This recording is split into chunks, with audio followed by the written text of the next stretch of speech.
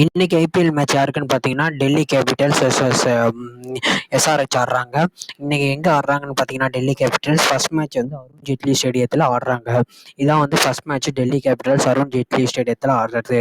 Last match வந்து Delhi Capitals வந்து Gujarat Titans வந்து 89 ஆல் அவுட் பண்ணாங்க. ரொம்ப கான்ஃபிடென்ஸில் இருப்பாங்க இந்த மேட்ச். எப்படியாச்சும் எஸ்ஆர்ஹெச் ஜெயிக்கணும்னு நல்ல கான்ஃபிடென்ஸோட வருவாங்க டெல்லி கேபிட்டல்ஸ். டெல்லி கேபிட்டல்ஸ் வந்து இப்போ வந்து பேட்டிங்கும் நல்லா ஆட ஆரம்பிச்சிட்டாங்க, பவுலிங்கும் நல்லா போட ஆரம்பிச்சிட்டாங்க.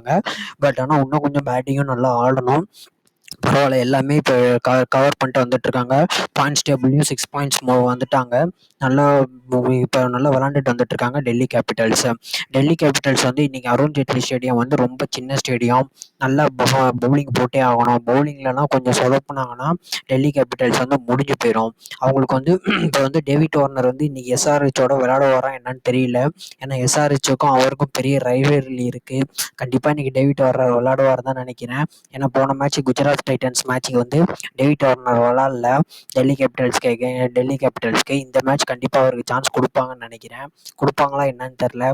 இல்லைன்னா ஜாக் தான் விளாடுவார். அவரும் நல்ல ஒரு அட்டாக்கிங் பேட்ஸ்மேன் தான். ஜாக் வந்து குஜராத் டைட்டன்ஸ் மேட்ச்லேயும் வந்து நல்லா அட்டாக்கிங்காக ஆடினாரு. அதே மாதிரி அட்டாக்கிங் ஆடுறாரு, அவரே ஓப்பனிங் விளையாட வைப்பாங்க அட்டாக்கிங் விளாட்றாங்கன்ட்டு. இல்லை எஸ்ஆர்ஹெச்காண்டி டேவிட் வார்னர் விளையாட வரான்னா என்னன்னு சொல்ல முடியாது. ஆனால் ஜாக் வந்து நல்லா விளாட்றாரு. ஜாக்குக்கு தான் நிறையா சான்ஸ் இருக்குன்னு நான் நினைக்கிறேன். பிருத்திவி ஷாவும் இன்னும் கொஞ்சம் நல்லா விளாடணும். ஏன்னா பிருத்திவி ஷா வந்து இப்போ வந்து ஃபாஸ்ட் பவுலர்ஸ்லாம் நிறையா இருக்காங்க எஸ்ஆர்ஹெச்சில். போன வாட்டி பவுன்சரில் போட்டு விக்கெட் எடுத்துட்டாங்க. பவுன்சர் ஒன்றும் அவர் வந்து சரிப்படுத்தலை. அவர் விளாட்றத கரெக்ட் பண்ணிக்கணும் பவுன்சரை. நிறையா பவுன்சர்ஸ் போட்டுருவாங்க எஸ்ஆர்ஹெச்சில். ஏன்னா புவனேஷ்குமார் இருக்கார், பேட் கமின்ஸ் இருக்கார், நட்ராஜன் இருக்கார், ஜேவி உனத்கட்னா இருக்கார். பவுன்சர்ஸ்னால் நிறையா போட்டுருவாங்க அவங்க. அதை பிருத்திவி ஷா வந்து கரெக்ட் பண்ணி ஆடணும். பிருத்திவி ஷாக்கு வந்து இந்த மேட்ச் வந்து பவுன்சர்ஸ்னால் ஒழுங்காக விளாட்லன்னா காலி தான். ஷேன் ஓப் விளாட்றாரா இல்லை டேவிட் வார்னர் விளாட்றாரா, விளாட வைப்பாங்களா என்னன்னு தெரியல. பார்ப்போம். மேக்ஸிமம் ஷேன் ஓப் எடுத்துகிட்டு இன்றைக்கி டேவிட் வார்னரை விளாட வைப்பாங்க. ஏன்னா எஸ்ஆர்ஹெச்னால் பெரிய ரைவலரி இருக்கும். எஸ்ஆர்ஹெச் போன மேட்ச் கூட ஷேன் ஓப் கொஞ்சம் அடிக்கலை. பட் ஆனால் இன்றைக்கி சான்ஸ் கொடுப்பாங்களா என்னன்னு தெரில. இந்த அபிஷேக் பொருளும் நல்லா விளாட மாட்டேங்கிறாரு. ஃபர்ஸ்ட் மேட்ச் மட்டும் தான் அபிஷேக் பொருள் நல்லா விளாண்டாரு. மிச்சம் எந்த மேட்சும் அபிஷேக் பொருள் நல்லா விளாட்ல. அவங்களுக்கு மெயினான பேட்ஸ்மேன் யாருன்னு பார்த்தீங்கன்னா ரிஷப் பந்த். ரிஷப் பந்த் வந்து நல்ல ஃபார்மில் இருக்கார். அவருக்கு இன்றைக்கி ஒரு அருண் ஜேட்லி ஸ்டேடியத்தில் டெல்லி கேபிட்டல்ஸ் விளாட்றாங்க. எப்போ விளாட்றாங்கன்னா 2019 அப்புறம் இப்போ தான் அருண் ஜேட்லி ஸ்டேடியத்திலே வந்து டெல்லி கேபிட்டல்ஸ் வந்து விளாட்றாங்களாம். 2019 தான் கடைசி மேட்ச் விளாண்டுருக்காங்க. அதுக்கப்புறம் இப்போ தான் விளாட்றாங்க. 5 வருஷம் கழிச்சு விளாட்றாங்க. அதனால் டெல்லிக்கு வந்து பெரிய சப்போர்ட் இருக்கும் இன்றைக்கி அருண் ஜேட்லி ஸ்டேடியத்தில். டெல்லி கேபிட்டல்ஸ் வந்து ஸ்டப்பர்ஸும் நல்லா விளாண்டுட்டு இருக்காரு. மித்தல் மார்ஷ் வந்து வரமாட்டார் போல். அவருக்கு வந்து இன்ஜுரிங்கிறதுனால வரமாட்டாங்க. ஆஸ்திரேலியன் கிரிக்கெட் போர்டு அனுப்பாது தான் நினைக்கிறேன். ஏன்னா வேர்ல்டு கப் வரதுனால அவர் அனுப்பாது தான் நினைக்கிறேன் Australian cricket board. Mittal Marsh வரது வந்து டவுட்டு தான். அக்ஷர் பட்டேல் நல்லா பெர்ஃபார்ம் பண்ணிட்டு வந்துட்டு இருக்காரு. அவங்க பவுலிங் யூனிட்டை பற்றி சொல்லி ஆகணும். இந்தியன் பவுலிங் யூனிட்டை வச்சு அவங்க இவ்வளோ பவுலிங் போட்டுட்ருக்காங்க. கலீல் அகமது, நிஷாந்த் சர்மா, அக்ஷர் பட்டேல், குல்தீப் யாதவ், முகேஷ் குமார். குல்தீப் யாதவ் தான் அவங்களுக்கு பெரிய மெயின் ட்ரம்ப் கார்டே இந்த சீசனுக்கு. டெல்லி கேபிட்டல்ஸ்க்கு நல்லா பவுலிங் போட்டுட்டு வராரு. அதே மாதிரி முகேஷ் குமாரும் நல்லா போடுறாரு. நிஷாந்த் சர்மாவும் நல்லா பவுலிங் போடுறாரு.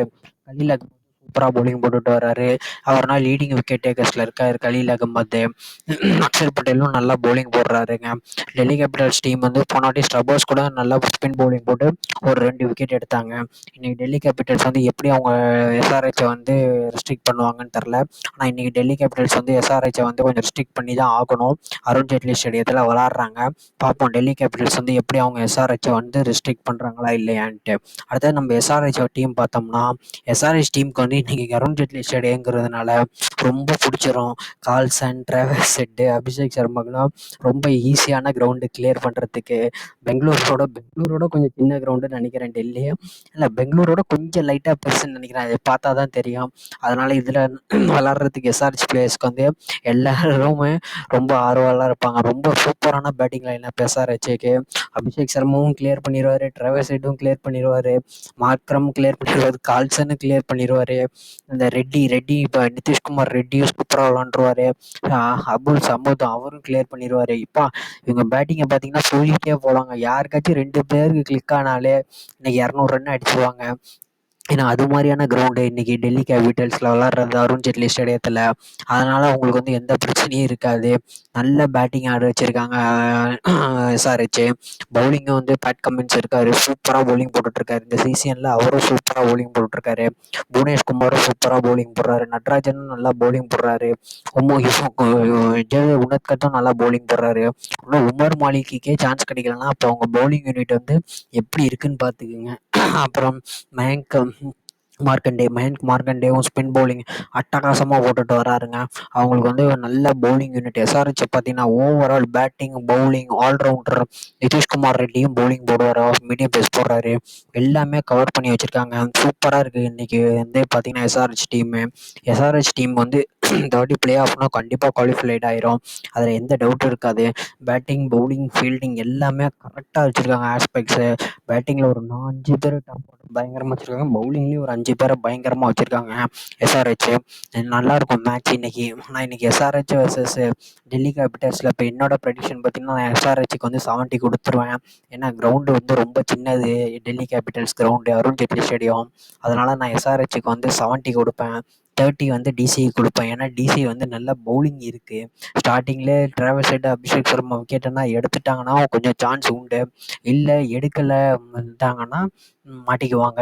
அதனால் நான் வந்து ஒரு 30 தான் கொடுப்பேன் இவங்களுக்கு, டெல்லி கேபிட்டல்ஸ்க்கு.